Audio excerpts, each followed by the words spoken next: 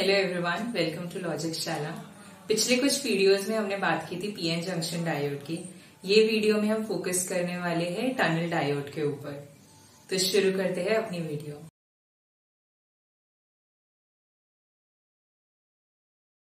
तो अगर आपने मेरी वीडियो नहीं देखी होगी पीएन जंक्शन डायोड के ऊपर, तो आपको आई बटन या नीचे आपको वीडियो मिल जाएगी, क्योंकि टनल डायोड समझने के लिए एक प्रीरिक्विजिट नॉलेज बहुत जरूरी है पीएन जंक्शन डायोड और उसकी वर्किंग का।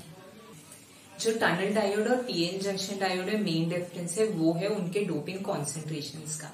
टनल डायोड ज्यादा कॉन्सेंट्रेटेडली डोप्ड होता है as compare to PN junction diode.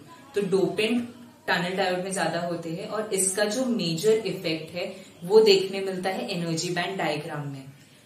तो शुरू करते हैं by understanding energy band diagram क्या होता है। क्योंकि दो डिफरेंट चार्ज कैरियर्स होते हैं डायोड में, एक N और दूसरा P, तो दोनों की एनर्जीज भी काफी डिफरेंट होती है। जो N मतलब के इलेक्ट्रॉन्स है वो पाए जाते हैं अपने कंडक्शन बैंड में, और जो होल्स रहते हैं वो यूजुअली पाए जाते हैं वैलेंस बैंड में। और ये जो डायग्राम हम फॉर्म करते हैं जिसमें हम एनर्जी एक्सप्लेन करते हैं होल्स और इलेक्ट्रॉन्स की, ये बैंड डायग्राम को हम कहते हैं एनर्जी बैंड डायग्राम। तो डोपिंग के कारण क्या डिफरेंस होता है एनर्जी बैंड डायग्राम में। तो अगर हम कोई भी वोल्टेज अप्लाई ना करें एक पीएन जंक्शन डायोड में और एक टनल डायोड में, तो फिर उनके एनर्जी बैंड डायग्राम कुछ इस तरीके से दिखेंगे। जो तुम्हारे इलेक्ट्रॉन्स होते हैं पीएन जंक्शन डायोड में वो थोड़े कम होंगे, क्योंकि टनल डायोड में डोपिंग ज्यादा है तो वहां पे ज्यादा इलेक्ट्रॉन्स मिलेंगे।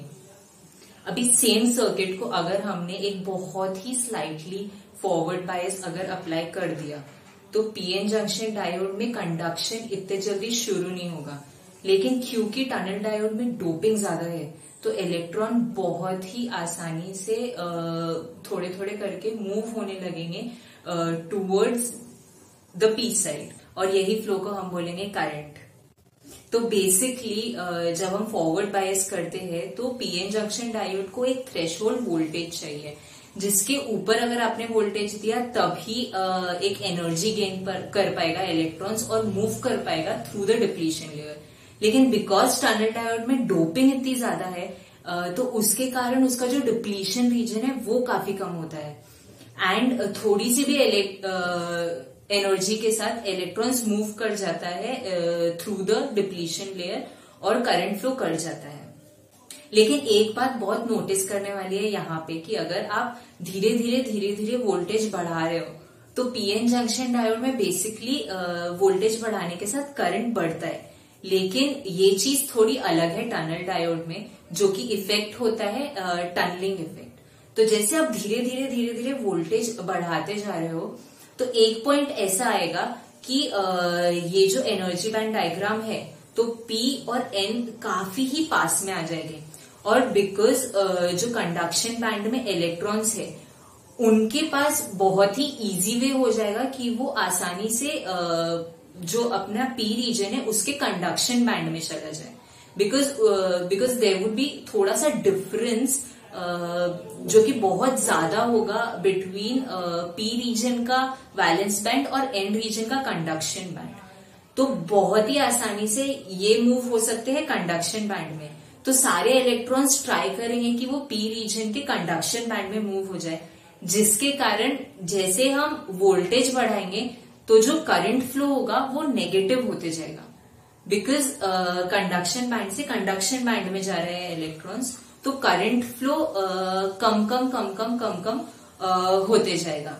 और ये जो इफेक्ट है हम इसको बोलते हैं टनलिंग इफेक्ट। और एक पॉइंट के बाद जो हमारा होता है वैली पॉइंट जिसे हम कहते हैं, तो एक पॉइंट के बाद जो इलेक्ट्रॉन्स है वो वापस एक पीएन जंक्शन डायोड जैसा बिहेव करना शुरू कर देगा, और वैली पॉइंट के बाद से जो हमारा टनल डायोड है वो एक पीएन जंक्शन डायोड की तरह ही करंट फ्लो कराएगा, जो कि अपना डिफ्यूजन या ड्रिफ्ट करंट है। तो ये जो बेसिकली इफेक्ट है जिसमें हमारा चैनल इतना छोटा हो जाता है कि वहां से इलेक्ट्रॉन्स होल की तरफ फ्लो नहीं कर पाते हैं, तो ये जो होता है ये इफेक्ट को हम कहते हैं टनलिंग इफेक्ट। और वैली पॉइंट के बाद जो हमारा एनर्जी बैंड डायग्राम है वो बहुत ही सिमिलर हो जाता है पीएन जंक्शन डायोड के एनर्जी बैंड डायग्राम से।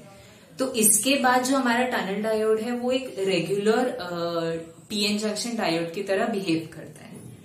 और सेम अगर हम रिवर्स बायस में देखें तो बिकॉज डोपिंग कॉन्सेंट्रेशन इतना ज्यादा है तो रिवर्स बायस में बेसिकली करंट फ्लो होना बिल्कुल ही नामुमकिन हो जाता है, बिकॉज इतना ज्यादा अट्रैक्टिव फोर्स रहता है बिटवीन बैटरी का पी टर्मिनल और डायोड का N terminal and vice versa. इतना ज्यादा होता है कि इलेक्ट्रॉन्स फ्लो ही नहीं कर पाते और डिप्लीशन रीजन काफी बड़ा होता है। तो टनल डायोड में रिवर्स बायस में बहुत ही कम या आप कह सकते हैं जीरो करंट फ्लो होगा इन रिवर्स बायस कंडीशन।